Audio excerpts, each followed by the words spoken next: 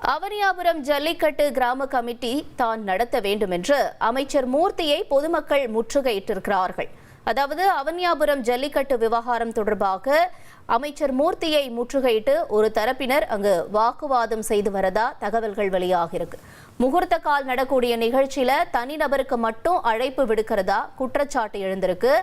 அனைத்து சமூகத்தையும் சேர்ந்த கிராம கமிட்டியும் அழைக்கணும் இந்த ஜல்லிக்கட்டு முகூர்த்த கால் நடும் விழாவில் அப்படின்னு சொல்லி அங்க இருக்கக்கூடிய மக்கள் அமைச்சரிடம் வாக்குவாதத்தை முன் வச்சிருக்காங்க. காட்சிகளை தொடர்ந்து பார்க்கலாம்.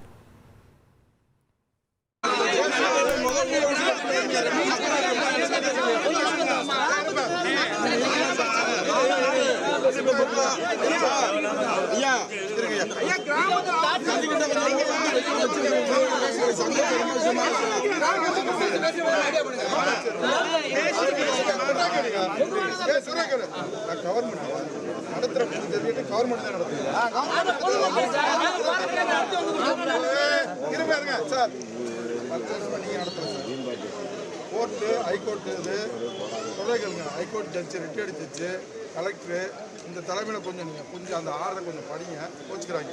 நடத்த போகிற ஜல்லிக்கட்டு கவர்மெண்ட் ஜல்லி அதில் ரைட். தொடர்ந்து கூடுதல் தகவல்களை செய்தியாளர் ஜெகநாத் வழங்கிட நாம கேட்கலாம். ஜெகநாத், என்ன நிகழ்ந்தது அங்கு? என்ன கோரிக்கைகளை அங்க முன் வச்சு அங்க அமைச்சர்கிட்ட வாக்குவாதத்தில் ஈடுபட்டிருக்காங்க? மேலும் விவரங்களை பதிவு செய்யலாம் ஜெகநாத். வணக்கம். மதுரையில் பொங்கல் தினத்தை முன்னிட்டு அவனியாபுரம்,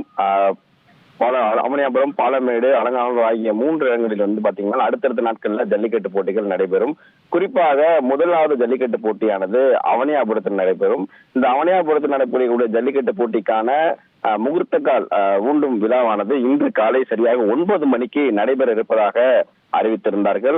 இதற்காக சிறப்பு விருந்தினராக அமைச்சர் மூர்த்தி அவரை அழைத்திருந்தார்கள். இந்த நிலையில் பார்த்திருந்தால் தற்போது இந்த முகூர்த்தக்கால் நடும் நிகழ்ச்சியில் தனி நபருக்கு மட்டுமே அழைப்பு கூறியிருக்கிறார்கள். மேலும் அனைத்து சமூகத்தை சேர்ந்த கிராம மக்களுக்கும் அழைப்புகள் கொடுக்க வேண்டும் என்று தற்போது இந்த குற்றச்சாட்டை முன்வைத்து அனைத்து சமூகத்தை சேர்ந்த கிராம மக்கள் கமிட்டியானது தற்போது அமைச்சரிடம் வாக்குவாதத்தில் ஈடுபட்டுக் கொண்டிருக்கிறார்கள். சற்று சொல்ல வேண்டும் என்றால் அவருடைய காரை மறித்து மக்கள் அவரிடம் இந்த கோரிக்கையை வைக்கிறார்கள். தனிநபருக்கு அழைப்புதல் கொடுக்கக்கூடாது, ஒட்டுமொத்த கிராம மக்களுக்கும் அழைப்புதல் கொடுக்க வேண்டும் என்பதே பிரதான கோரிக்கையாக வைத்திருக்கிறார்கள். இதன் அடிப்படையில் தற்போது காவல்துறை பொதுமக்களிடம் பேச்சுவார்த்தை நடத்தி கொண்டிருக்கிறார்கள். பேச்சுவார்த்தை முடித்த பின்பு பார்த்தீங்கன்னா தற்போது மீண்டும் அந்த முகூர்த்தங்கள் நடும் பணியானது நடைபெறும் என்று எதிர்பார்க்கப்படுகிறது.